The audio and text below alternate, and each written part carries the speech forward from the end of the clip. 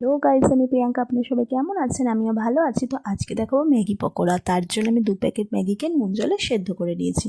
আর কিছু সবজি নিয়েছি, যেমন কুচো করে রাখা পেঁয়াজ, ক্যাপসিকাম, গাজর, আদা আর লঙ্কা। এবার সেদ্ধ করা ম্যাগির মধ্যে একে একে ওই সব সবজিগুলো দিয়ে দেব।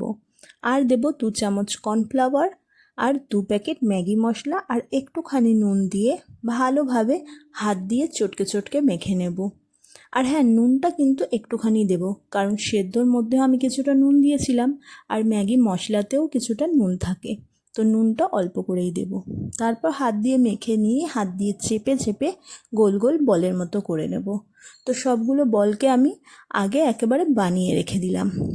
এবার একটা বাটির মধ্যে 2 চামচ কর্নফ্লাওয়ার দিয়ে তাতে একটুখানি জল দিয়ে একটা পাতলা ব্যাটার বানিয়ে নেব।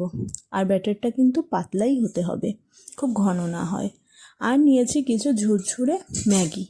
এবার ওই ম্যাগি বলগুলো ব্যাটারের মধ্যে চুবিয়ে ওই ম্যাগির মধ্যে কোট করে নিতে হবে। আর হাত দিয়ে চেপে চেপে কোট করতে হবে, কারণ এমনি এমনি ওটা ওর গায়ে লাগবে না। তো এভাবে সব বলগুলোকে আমি কোট করে নিয়েছি। এবার একটা কড়াইতে বেশ অনেকটা তেল গরম করে একে একে ওই ম্যাগি বলগুলো ওর মধ্যে ছেড়ে দিতে হবে। আর হ্যাঁ, তেলটা কিন্তু খুব বেশি গরম হবে না, মিডিয়াম ফ্লেমেই গরম করতে হবে। কারণ খুব বেশি গরম হয়ে গেলে বাইরের কোটিংটা পুড়ে যাবে আর ভেতরটা কাঁচা থাকবে। তাই জন্য এটা মিডিয়াম ফ্লেমেই ভেজে নিতে হবে।